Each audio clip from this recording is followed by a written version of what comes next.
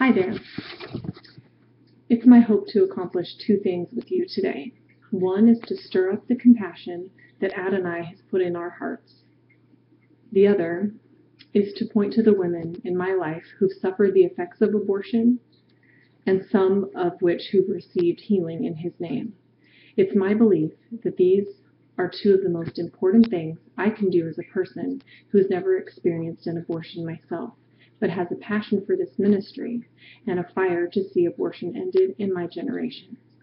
I'm someone who's never experienced abortion personally. I am, however, thankful I never became pregnant before I got married, because there was a time in my life when if I'd become pregnant, I would have considered an abortion to avoid embarrassing myself and my family and to cover up the shame of my sin.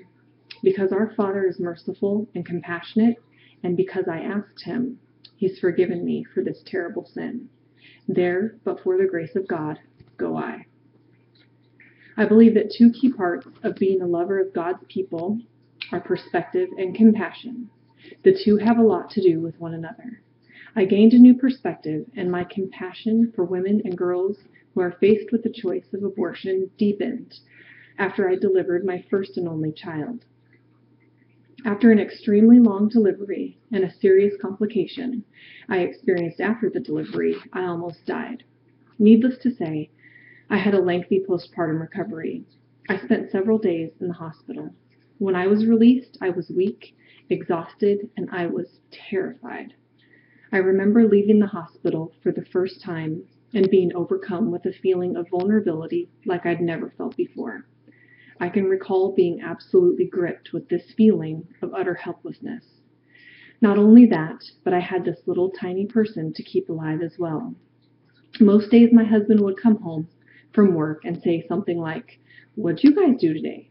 Or "What'd you get done today?" Probably in response to the dirty pile of dishes and laundry, to which I'd respond something like, "I kept the baby alive today," or "Nothing, but we're both alive." As any mother does, I played out every scary scenario in my mind that could possibly happen. What if there's a bad guy and he's trying to get in the house? How am I going to wield a gun and a cell phone and hold the baby? Or what if a hijacker attacks us at Walmart? What if we have a house fire? And on and on. I recall that these feelings of helplessness led me to think about how terrifying it could be to be faced with parenthood unexpectedly. How much more terrifying and helpless could that feel? After all, my husband and I wanted our child. We planned her and rejoiced at her conception, and our families were elated as well.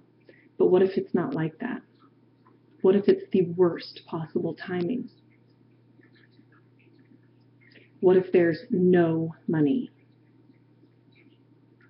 What if you're almost done with college and this will disrupt your graduation and career? The pressure you and your family put on yourself is enormous. You're about to be the first person in your family to graduate college. What if you don't know who the father is? What if your parents are going to be devastated? What if your sister just had a baby last year when she was only 16, and your own pregnancy at 18 and unmarried will be utterly shameful for your devoutly Christian family? What if you didn't know you were pregnant when you did all that partying last couple of months? Now you're terrified that something will be wrong with your baby. What if you found out you were pregnant just when you finally got the courage to leave an extremely physically abusive relationship? If you keep your baby, your life as you know it is never going to be easy again.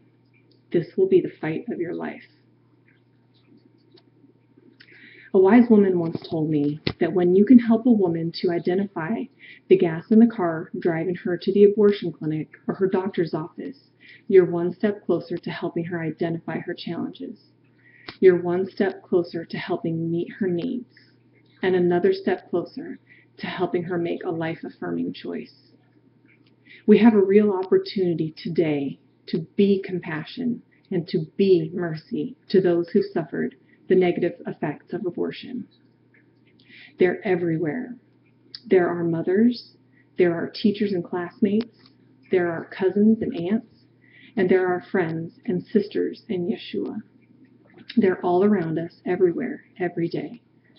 Let us be that light in a dark place for those who wish to come into the light, to be heard, to be understood, and to be forgiven. I pray that we can be that soft and safe place to land for those who've chosen abortion and to those faced with that very choice today. Let us always remember that our Father is compassion and mercy. There is healing, there is hope, and there is reconciliation in him. Deuteronomy 4:30 and 31 state, "In thy distress, when all these things are come upon thee, in the end of days, thou wilt return to the Lord thy God, and hearken unto his voice. For the Lord thy God is a merciful God. He will not fail thee, neither destroy thee, nor forget the covenant of thy fathers, which he swore unto them." Friends, my hope today is that Adonai has spoken through me in some small way, and that his words have stirred up compassion in your hearts. I hope that the stories of people that I've known and people I love can offer you new perspective in how to be a blessing of compassion and mercy to those who suffer the effects of abortion and to those who are at risk. It's also my hope that if you haven't yet embarked on your own journey of healing from abortion, that you would be encouraged to do so today. Thank you.